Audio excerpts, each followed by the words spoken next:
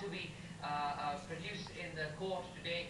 What are the reactions from the public at large, and do you see any sort of a different activity around the court this morning? Muffler को क्या किया आपने? Well, actually, certainly this is, of course, a very crucial development in the entire matter as far as the court proceedings are concerned. The five accused, in fact, will be produced today before the Metropolitan Magistrate. What we expect today is, of course, that the Metropolitan Magistrate will be have summoned the five accused, following which the accused will be asked if at all they have lawyers to represent them. Remember, the Sarkate Bar Association had, in fact, put a ban on representing the five accused.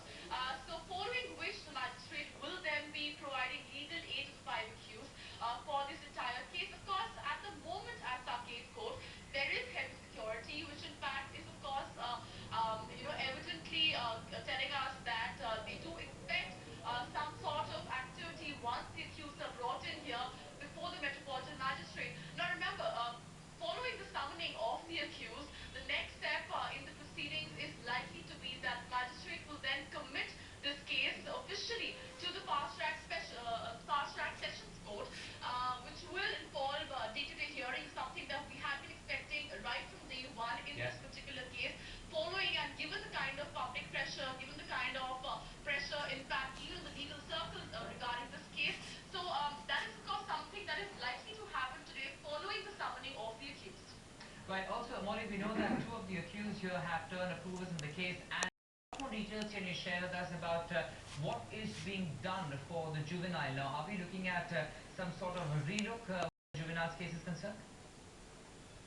Well, as far as the juvenile is concerned, of course, a kind of barbaric activity that the juvenile, in fact, committed during the scene of the crime has also caused a lot of outrage, has caused a lot of furore over the kind of punishment that he will be given if in case he is proven to be a juvenile, which is only a maximum of 3 years of, 3 years at juvenile reform home. Now, the juvenile, in fact, what we're hearing, has produced a school certificate which proves that he was 17 years, 8 months old at the time when the crime was committed.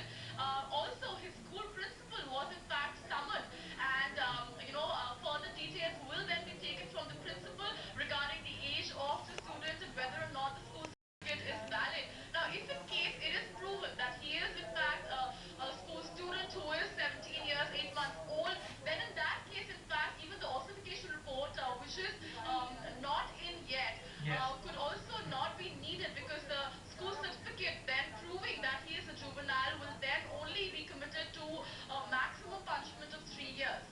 Right, Molly, we'll leave it at that for the moment. Of course, we'll come back to you with further development when the accused do arrive at the court. Thanks very much for now. But shifting from one rape case to the other, where the two men arrested for the alleged